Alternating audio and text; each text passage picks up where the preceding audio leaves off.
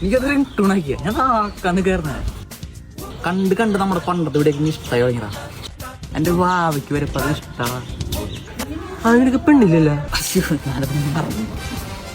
കാരണം നാലാളെ നമ്മൾ അറിഞ്ഞല്ലോ, അത് മതി. നമ്മുടെ ശരിയടാ.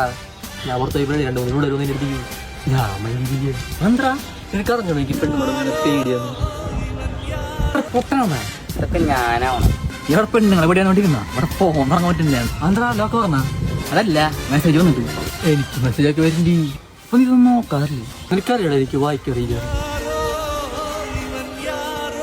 പെണ്ണ്